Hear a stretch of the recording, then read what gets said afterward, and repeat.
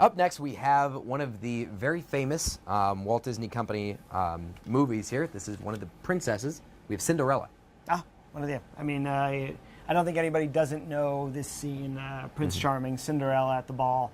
You know, literally swept off her feet. Yes. I mean, you know, these are the same figures. I mean, you see somebody in Disneyland dressed up just like her, literally looking. I mean, for such simple art, it really, you know, it really is just it's so human and so real. And it's amazing when you do walk around Disneyland, you do see people that really look like they've jumped right off the page, just Absolutely. like that. And this, you know, that's something that I myself miss these days with the newer animation that's so much more in depth. The old Disney's, again, this one, 1950. Yeah. Such simple designs, but so expressive. Something that you could clearly recognize as Disney. Yeah. And they've done their part in trying to do some sort of retro designs, but these are the originals. This is Cinderella in 1950 by the Walt Disney Company. And it's Clyde Geronimi. I mean, it's again iconic. Wilfred Jackson, Hamilton Lisk. I mean, all names that, you know, really built the foundation that the Disney brand is basically built is placed upon. Again, background on this would not be, I believe, from the. In fact, it's very similar to the background we saw in Mickey's Surprise Party, I believe.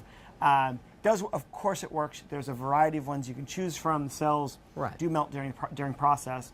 But this is actually, and you know, this is such a wonderful story too, because you know, you talk about Walt Disney telling timeless tales, and this story, the actual original Cinderella version, is actually a Chinese tale. Oh wow! Dates back to 850 A.D. Wow! So, you know, it's already a story everyone's well acquainted. There's no fairy godmother in the very earliest version. Instead, there's a magical fish. Right. Which, you know, as long as it doesn't really matter as long as you're getting your wishes granted. Right. When all 1,100 years later, you get a fairy godmother. Yeah. And the one that we usually put this one to is the 1697 version, which is Contes de ma Mère Loire. It's a mouthful. Indeed it is. I'm not sure I haven't pronounced it properly. By Charles Perrault. And this is where we get the fairy godmother, the pumpkin carriage, the animal servants, the glass slipper, you know, and all of these, he sort of added all of these touches to give it a little more flavor and a little more pop. To give it that Disney, Disney touch. But no, yeah, there's an 850-year-old, and then the version we're working off is still 1697, just from early 17th century. I mean, a timeless tale told by the modern era's most timeless storyteller. Absolutely. And again, this can be yours, just $349. Walt Disney Company, Serigraph, Cinderella. Doesn't get much better than that. No, you don't get more classic than that. No, but we'll try.